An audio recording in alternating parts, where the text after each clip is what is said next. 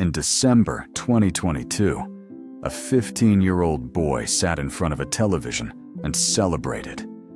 Morocco had just beaten Spain, and the boy could not hide his joy. That should have been impossible. He was already being called the most gifted young footballer Spain had produced in a generation. Yet here he was, cheering for the team that had just sent Spain out of the World Cup.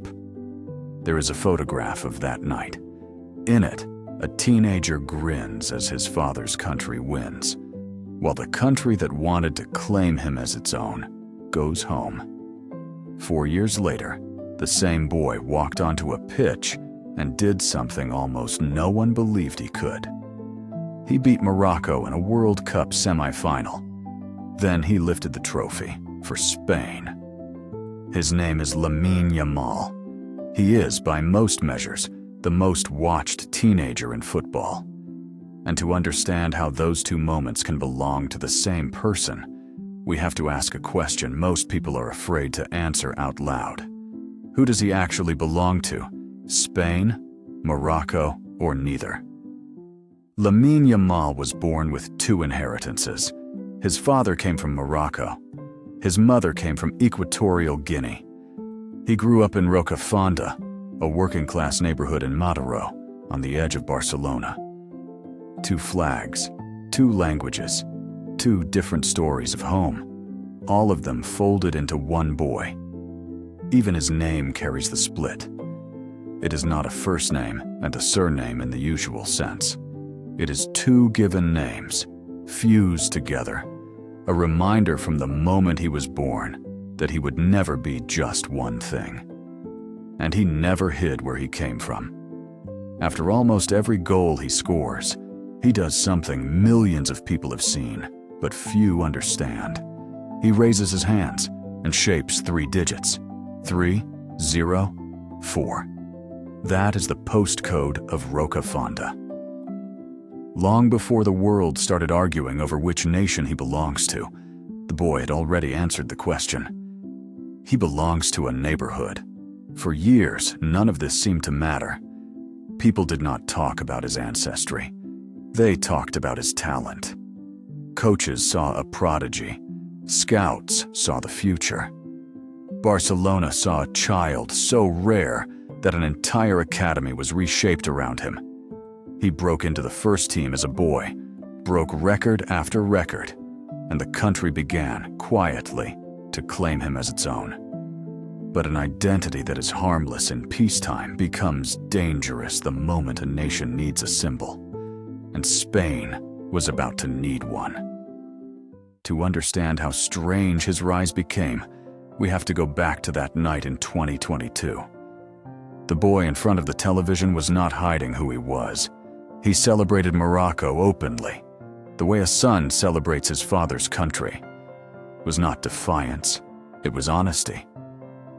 Then something shifted.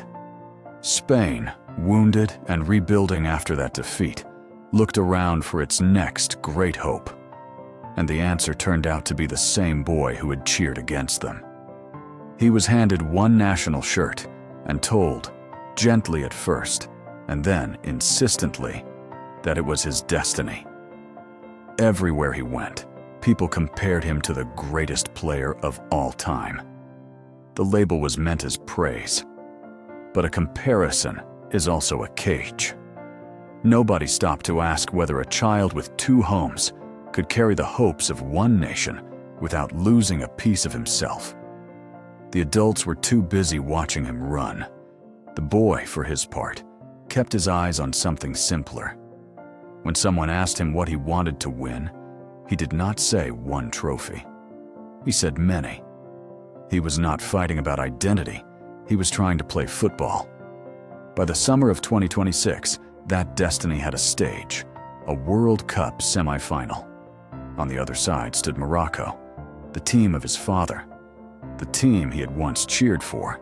He beat them. And when the final whistle came, Spain were world champions, and a 19-year-old with 2 flags had become the face of the victory. But here is the strange part. The moment Spain lifted that trophy, the fight over who Yamal belonged to turned ugly. Days before the final, a former Spanish prime minister declared that France, Spain's great rival, was a team without French people. It was not really about France. It was a pointed remark about immigration and identity, aimed at everyone watching. An Argentine journalist went further, dragging Yamal's Moroccan roots into the debate, as though his blood made him suspect. Then came the number that makes the whole thing impossible to ignore. A Spanish government report counted more than 40,000 pieces of online hate speech in a single month. And the person targeted more often than anyone else was not a politician. It was Lamine Yamal. The teenager who had just won the World Cup for Spain had become the most abused person in the country. Think about what that means. He had given Spain its greatest triumph in years. And in return, part of Spain turned on the very thing it could not accept about him. Which raises a question with no comfortable answer. If a nation worships you and despises you at the same time, what are you to that nation? Most 19-year-olds, handed that much hatred, would do one of two things. They would fight back, or they would go quiet. Yamal did neither.